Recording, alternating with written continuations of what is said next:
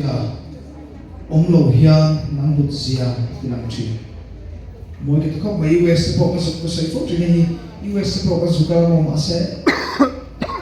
thật không về nó mà ăn luôn lên nó hồ cả sao cũng